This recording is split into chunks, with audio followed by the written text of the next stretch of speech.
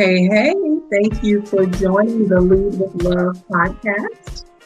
My name is Delnita Smith, and this is my husband, Champion Smith.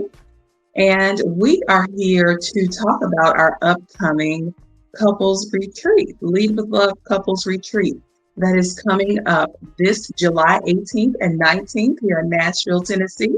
And it is going to be an amazing time. We have some awesome speakers and workshops. We have Drs. Daryl and Piangela Jones, who will be our keynote speakers for the formal gala. We have Terry and Carrie Bargy, who will be talking about fitness and body health and how that impacts our marriages. Also, we have Miss Simona Kendrick, our licensed massage therapist, who will be guiding us through a couples massage. Her session is amazing. We also have Miss Crystal Martin, who will be getting us straight financially. She's our financial life coach. And for entertainment during the gala, we have Mr. Will Davenport. So come on out and join us. Tonight, we are talking with Ms. Tina and Mr. Marcus Wilson. They are a couple of our speakers for the event. And so we just want to get into what they plan to share with the couples who attend and let you guys get to know a little bit more about them. So welcome, Tina and Marcus. Welcome. Hello. How's everybody? Hello. Thank you guys for being here. We truly appreciate it. And also for being a part of the retreat. You guys are coming in all the way from Texas to be with us, to join us in blessing the couples who attend. So we don't take that for granted. We don't take it lightly at all. We know that, that you all have a lot to share. And, life experiences helps us to share and to resonate, with other people, with other couples. So just thank you for being willing to do that. Thank you so much. We count it an honor and a privilege. We hope to bless, but we definitely plan on being blessed as well. So absolutely looking forward to it. Awesome. Well, let's jump right into it. So first, tell us a little bit about yourselves, about who you are, what you do, and things like that. You want to go first? She loves to laugh. My name is Tina Wilson. I am a mom of four, wife, and an entrepreneur now for over, we'll just say 30 years. We won't get technical. Yes. 30 plus years. My specialty is fitness, obesity, overweight and obesity, be it children, men, and women. It's definitely my super niche. Awesome. Yeah. And of course, my name is Marcus Wilson. I'm from Louisville, Kentucky. I got to Nashville, lived in Nashville for 38 years. That's where we met. I went to college there, played football there. We met. Of course, we have 4 kids. I've been in sales all my life, so from pharmaceuticals and now in the last 10 years in electronic security. But I'm a worshiper. I sing and I have a gift. It is generational from grandfather to my father. So I'm a church boy. I love the church. Love singing in the church, and I have a gift. So I know that God has called us to do that, operate in our gifts individually and collectively. But man, has He put something on us for this thing called marriage. So yes. We are, as I said, excited and honored about being a part of this. Yes, awesome. Now, being able to sing is truly a gift. The Lord knew that I didn't need that gift because I don't know how humble I would be. Well, yeah, it comes with some. It's taken some years of humility, but yeah. He knows exactly what we need and what we don't need. That's why I can't play the piano, because if I was playing the piano, I'd just be singing. Oh wow! Yeah. Hilarious. No halves in the halves. That's funny. Coming from the opposite sides of the country, Kentucky and California, how did your different upbringings shape your approach to love, commitment and communication, which is a huge one. We had to attack it with full force because we Yeah. are completely opposite. And literally, I mean, we really are not alike in 90% of the things. The only thing that we have in common is we both love hats and we both love God. Other than that, Other than boy, that. we keep our marriage mentors on speed dial even after 16 years Yeah. of Good. blending. But man, Yes. I'm a country boy.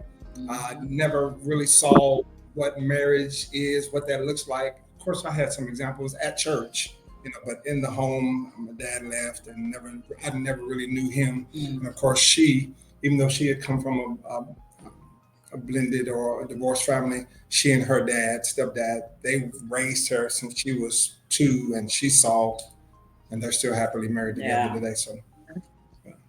Just different. Yeah. I grew up in California on the beach. Like, we just have 2 total different ways, even of raising our children. Yeah. What he thought was okay to drive, what I thought was okay for our kids to drive, like just down don't bring that all up. of it was like, what? He's like, well, why would you let them drive that? I'm like, why not? I mean, Right. our thought processes were completely different. So we had to be extremely intentional in having a way of blending, and we had to keep God first. So it wasn't going to work. Yes. It So wasn't. I'm a reformed hothead.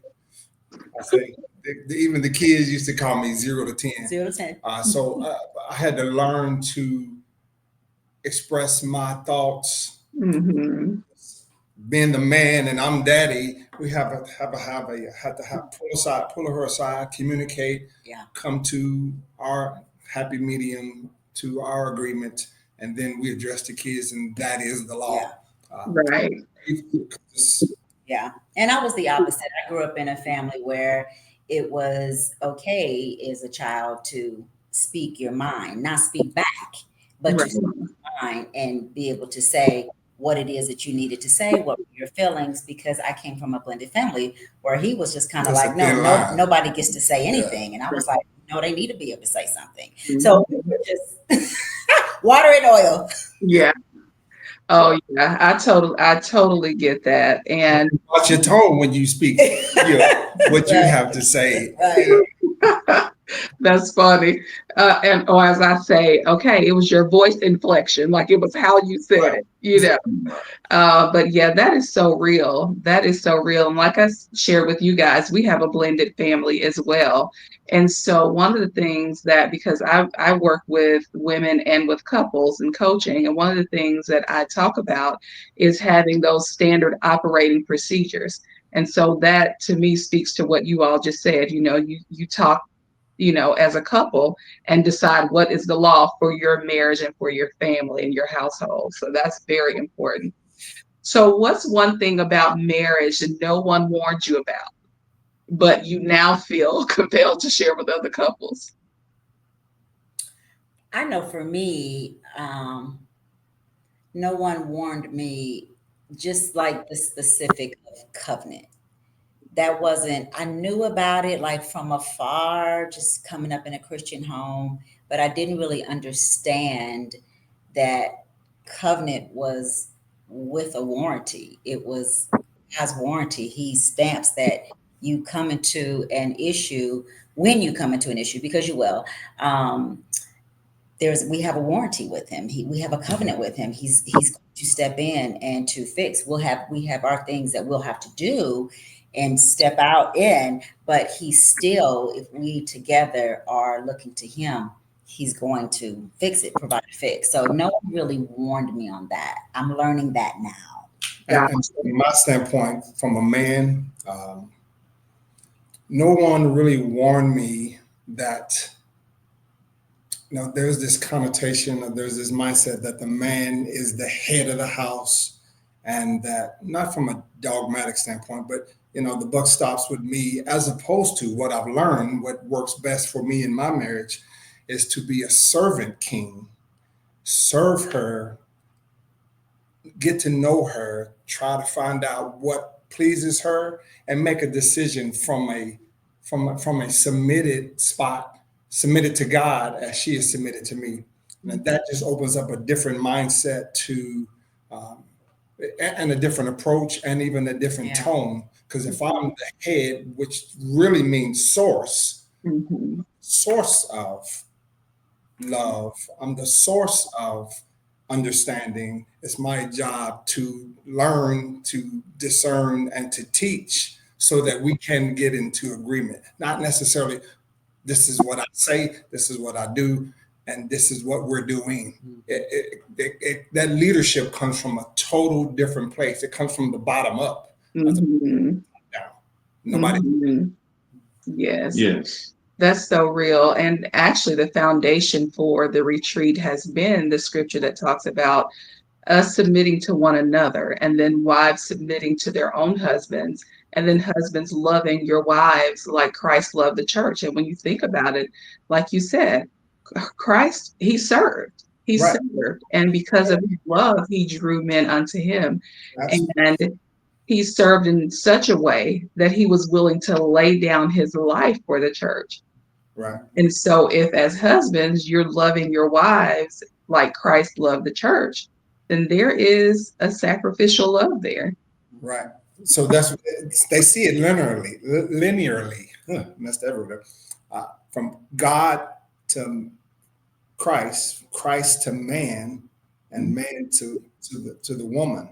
And then Christ comes back, and he, as the man, as our example in marriage, he is the groom, the church is the bridegroom. The man is supposed to come back around, and even then he submitted. It doesn't say it technically, but really his actions, his love is a submission to the wife and to the bond so that they can get to the next level. Amen. Amen. That's so true. It ain't there, but it's there. Yes. Yeah, for sure. What does emotional intimacy look like to each of you, and how do you meet each other there? Like even when no one is more emotionally guarded. I'll start. That's hard for me, and that's hard for most men because there again we're supposed to be harder, or we're supposed to not show our feelings, or men don't cry. All these, I won't say that word, but all these crazy thoughts and distorted thoughts, I'll say. Emotionally, you have to learn to trust, especially since I've been burned so many times, or we've all have our baggage coming too. But being hurt, it's harder to trust someone to be vulnerable. And so once we got to that point, how do you meet it? So learning to become vulnerable was a task, and so earning that trust, acquiring that trust, allows me to become vulnerable, and that's still a work in progress. It's a work in progress too for me. What does emotional intimacy look like to me? So for me, I know coming from a divorce, I was emotionally wounded, and so the intimacy was very different for me at that moment in time.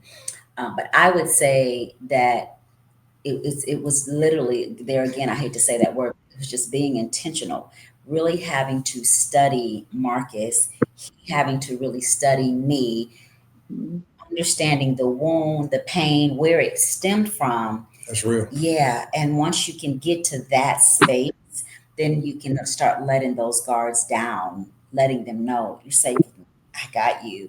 I know you've been wounded before, understanding that even sometimes the flashback was coming from the past. It wasn't from the present.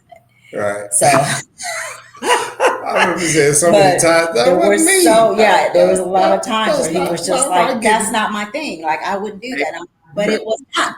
And so, you're here. Yeah. So really having to dig, but that took time, years, I'll say that. And once, like I said, once the study part, that aspect was there, really studying, we were able to really let our guards down. You know, we do a ceremony in most weddings where they light the candle with the unity candle, and they blend the sand, and now all of a sudden, poof, you're supposed to be one.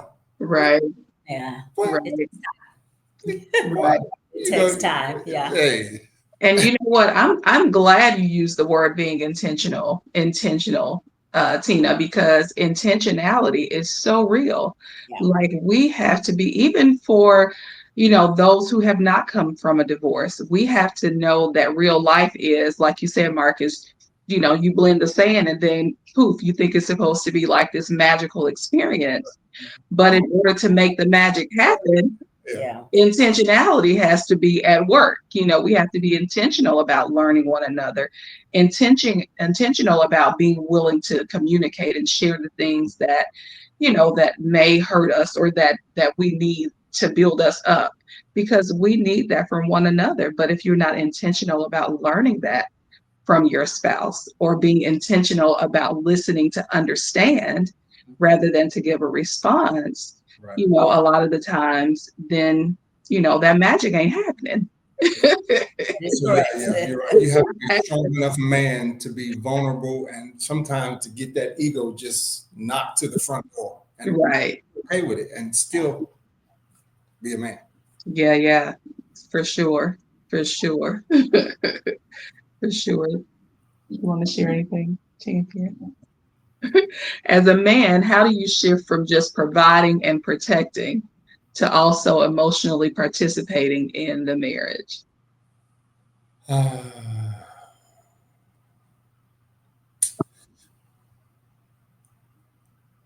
There, well, that word shift kind of threw me off there, but I would say it all has to, and of course, it's a progression. The provision and the protection is an emotional uh, there-ness. Did I make up a word? You did. Yeah, I did. You Okay. did. It's okay. Yeah, okay. But being It's okay. being intentional, as you said, about knowing why you're working, you'll work to God and you'll work to this covenant that you have. You won't be doing some crazy stuff because emotionally and physically and financially, your spouse, your children need the finances that you provide. They need the protection. They need to know that, hey, when I'm around him, I'm in a safe space. So that allows. How do you shift from providing and protecting? What is what I'm saying? Yeah, I was just forgetting for myself. So that there is all one continual thing from my perspective, because you have to be emotionally there and present and visible and intimate when you're working, because it's for a purpose.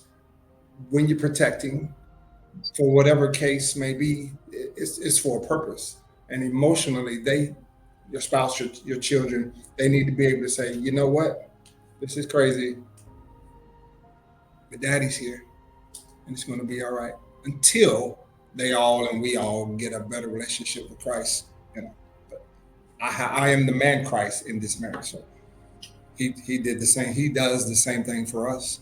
Right. That's so true. I would like to say, to add to that, I think Mark does a very good job from shifting from providing to protecting, because that's a work mode. Mm-hmm. He does do a very good job of participating on the emotional side, just in the marriage, as far as date night, couple night, just our personal on devotionals. I think he does a great job of learning how to shift off. Sometimes it was a challenge. Yeah. There was a, tap, like it's just work, especially because he works from home. Mm-hmm. Was, again, learning to be intentional of, okay, that was work, that's providing, we're done with that. Now we're moving on. There's another part of provision, which is just being emotionally present into couples date night, being with the kids, hanging out, going to go play basketball, pickleball, or whatever. Mm-hmm. That too needs to be intentional, just as intentional as he is with the provision and the providing. I can see that. Yeah, shifting. Yeah, we did very Yeah, he shifts. I love it. Yeah. He's learned to shift. Hey, a smooth car, don't you know? You know what I'm He's saying? learned to shift. Yeah. But That's funny. So to the wives, if you're used to being strong, in control, and handling everything, Lord, what has helped you soften and allow yourself to be led or loved differently? Butterfly. For me, I know when Marcus came in, you're right. It was, I had all the heads moving and working, all the pieces were moving and working because at that point in time I was divorced, single parent. And he basically came in and lifted the load. He immediately was an asset. And so, because of him lifting the load and not adding to my load, I began to fall back. It was really, it wasn't space for both of us to do that. It was very easy to fall back because it was a constant. You know, I need to go do this. I already did it. Well, okay, well, I need to get over there with the kids and do this. I already took care of that. Such and such is going to do this, and I've already made provisions for that. There were so many provisions that he was naturally just stepping in and taking care of. It didn't take very long. I was able to fall back and continue to fall back in my place because he was taking care of things.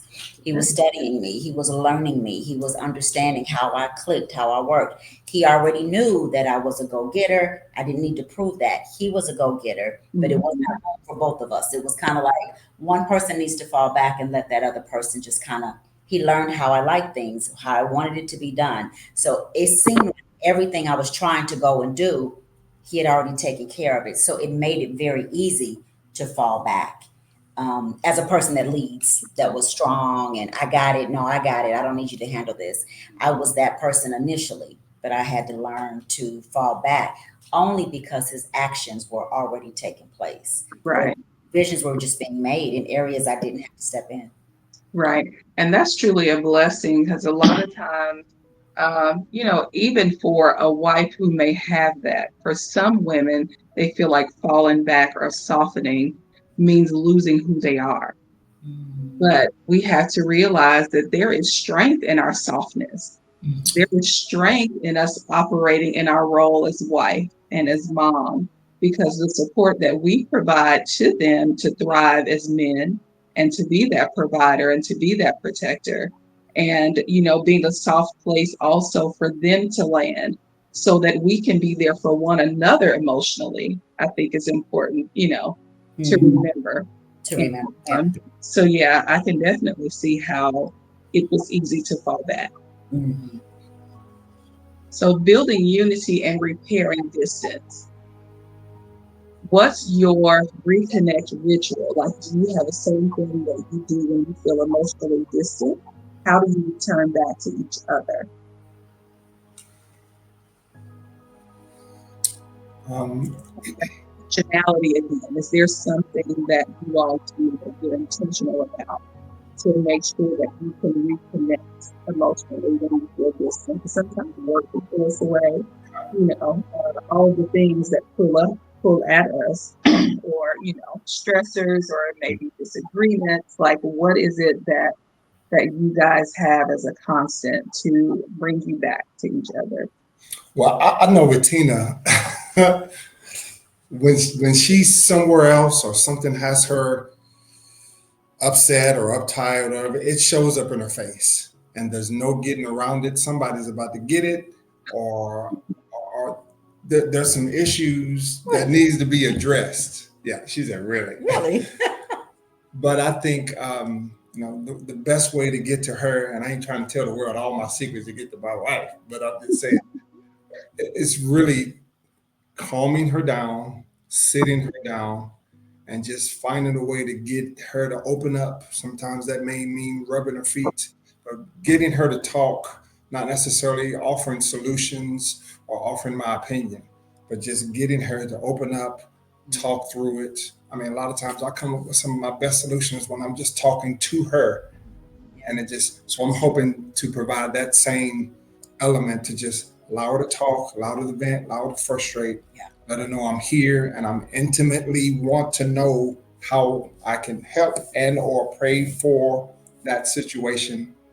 If she asks for my opinion in some circumstances, I'll give it. But if she doesn't, that session is to get her to talking, open up, and come up with her own solution, because she's as smart as a whip and Holy Ghost filled and open to the Lord, dropping a nugget into her spirit. So I'm in tune to that as well. And I think that is definitely the talking. It's when we get back to that space of just, because I naturally shut down and don't say nothing, and I can go 6 months. So he makes sure.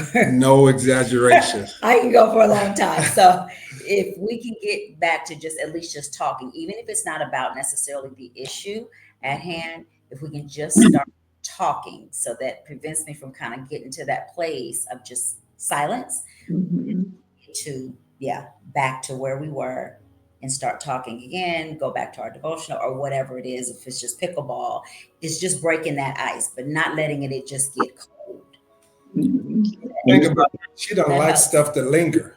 I don't. So what I'll be intentional on is making sure we address that thing. Yeah. Something that I did, because I think deep inside somewhere, she probably appreciates me coming back at her and addressing, just not letting her just, whatever, we talk about it whenever we get to it, or maybe not at all, and we just brush it under the rug. Right. That's not produced. And it's funny you say that, because that's one of the things I know with me and my wife. We when we have those moments, we pretty much, we just give each other space. Yeah. We have like a quiet time.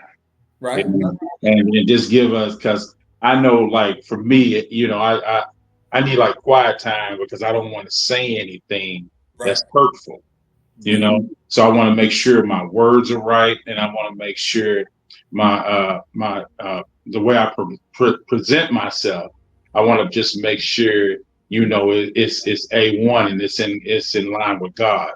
Absolutely. So that's definitely one of the things I know with Dee here. She would get in a place where she'll shut down a little bit, and then and I just let her have her space. Yeah. And I think that's a good thing for people that are in marriage to learn that. But here's what we say to some of the couples that we counsel. Those moments and those times are great and necessary, but you probably shouldn't watch a whole NBA game, go cut the grass, go wash the car, go get some groceries, right? And then call your mama. All those things are great things. Just right. You gotta bring it all back in. You gotta bring it on back. Yeah, exactly. Yeah. Good and appropriate amount of time, so that it doesn't look like you're avoiding it, or you said whatever. You process all day long. I'm a processor too, but we just got to get a new unit in there sometimes and just speed up that processor. Yes. Probably we got some of the guys that yes. Cool off all day long. Yes. Right. Really deep. I don't know which way I was supposed to go, but really deep. Yeah, that's awesome. Communication. Communication and transparency. Is it ever okay to hide the end of messages from your spouse, especially if it's with an ex? We lost the sound on you. Can you hear me now? It just faded in and out. You're there. Okay, good deal. So communication, secrecy, and transparency. Hold on 1 second. So let's talk communication, secrecy, and transparency. Is it ever okay to hide DMs or messages from your spouse, especially if it's someone you share a child with or an ex from a past relationship? Are we asking me? Is one word answer good enough? Or do you need two? You need some adjectives before the no, or just no. Plain old no. Double dog, diggity no. And no. You know, we're asking for the couples that we work with, you know. Right. No. I know, but here's a better question, or not a better question, but here's a question for that question. What is the fruit that comes from that will produce? Yeah, that's good. It's going to shatter trust, everything you're building, intentionality, like all those things that we're working on, the covenant, where the communication, it just cuts all of that. Yeah. So now wherever you were in your marriage, now you have to add that on top of it. It's almost like you're working in reverse. That stuff should be like foundational. Right. That's in the beginning. We shouldn't be still doing stuff like that as time goes on. That's so true. Preferably, we've grown from that. I think every marriage wants to, get to a place where they're like, yeah, we're past that. We're not dealing with that anymore. And then when the enemy tries to enter in and it finds itself to kind of seep its head in there, you're kind of like, wow, we're going back to that. I thought we were done with that. My whole goal is to grow with you and age with you and live life. And let's do this thing. We're working our journey. We're both going towards what God has for us. We're dealing with that. So, no, that's not okay. Let me tell you, brothers need to be like a 7-year-old little girl. Look what happened. They need to be tattletale. Look at that. You know what? I don't know how this. I mean, it's just. She said this. I'm not sure where that came from. Just transparent. It's just. I'm a jokester, but it really just, it really takes the pressure off of the recipient. I have nothing to hide. I don't have any ulterior motives or other thoughts about going back, or it is shut down. It is over. It is done.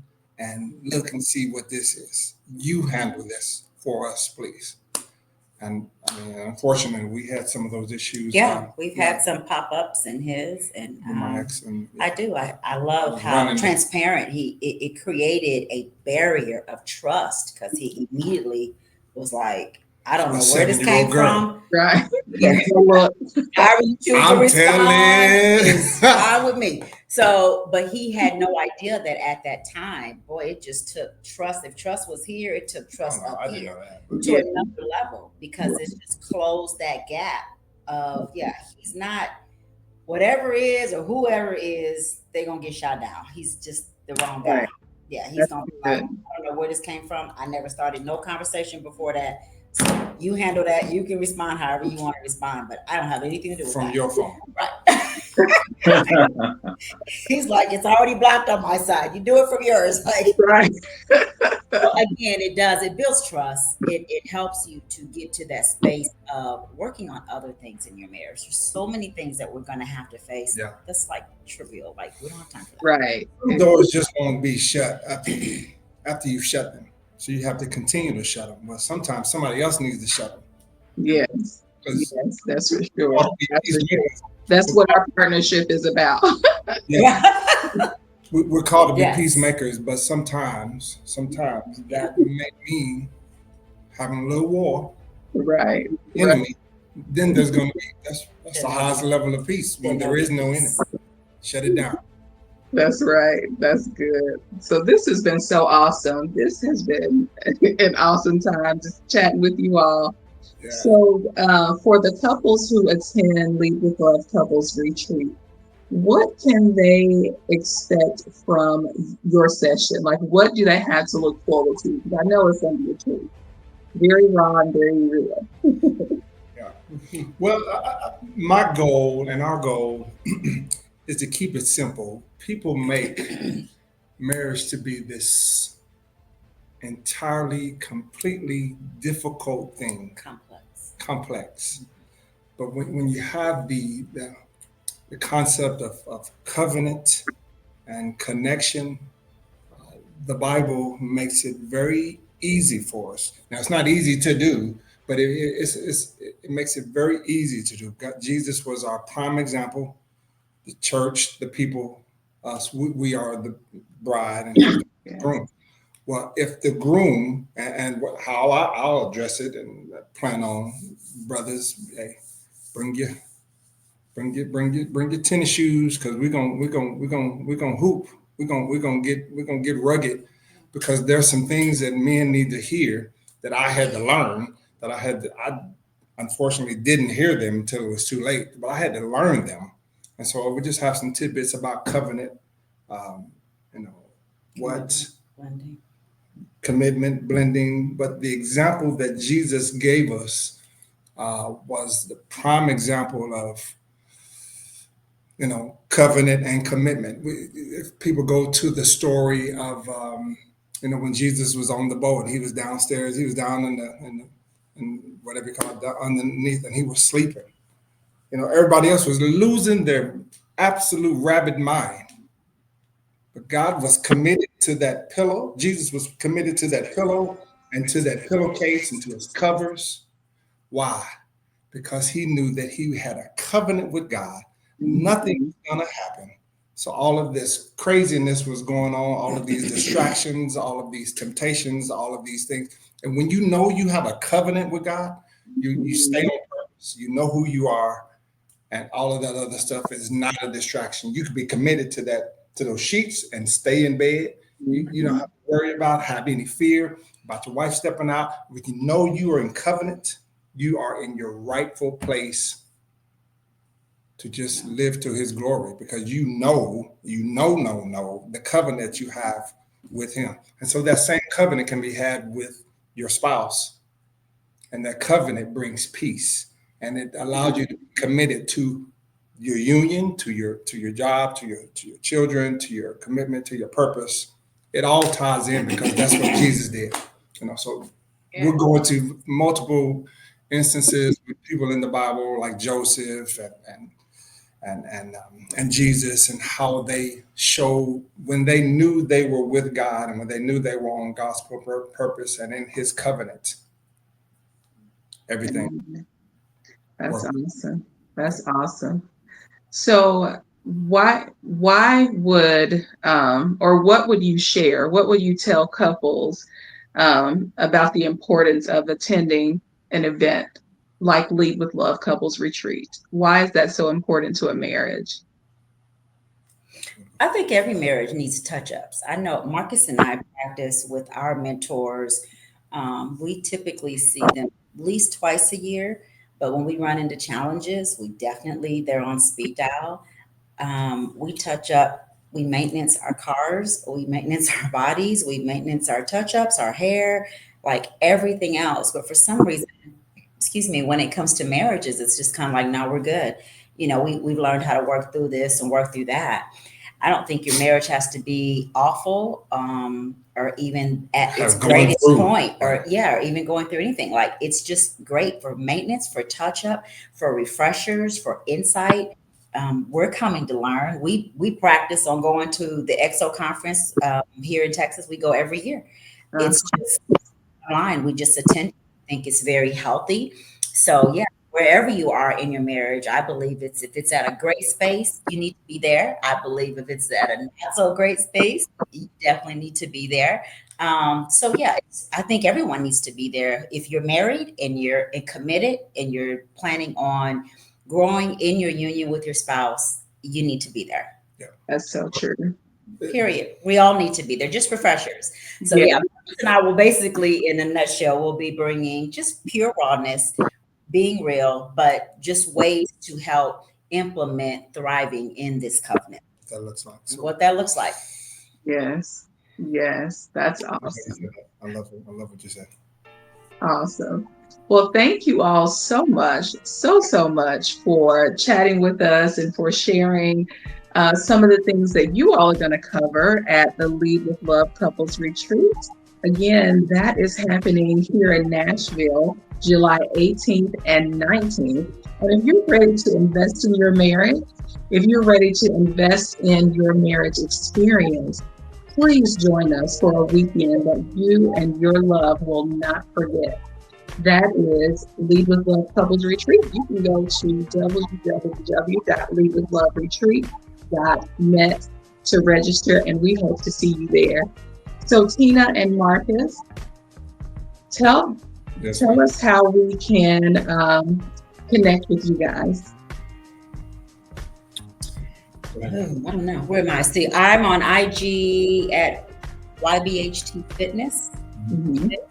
And TikTok is under, I think it's under Trainer Tina. TikTok is under Trainer Tina. The IG is under YBHT Fitness. And I believe I have a Facebook, a business page. It's also to YBHT Fitness. Awesome. YBHT, Your Body, His Temple Fitness. Awesome. What yours is under but just on the Facebook page of it's Marcus L. Wilson, L for Luther. Mm-hmm. Awesome. Marcus L. Don't be laughing at me, bro. That's how people remember. I love it. Well, thank you all, and we look forward to seeing you all at the retreat. Yes, have an amazing rest of the night. Come through now. I'll get better. Real love, real faith, real talk. Lead with Love, the podcast where I and my husband, Champion Smith, dive into God's design for relationships. Honest conversations to help couples and singles grow in love and faith. Subscribe now and lead with love.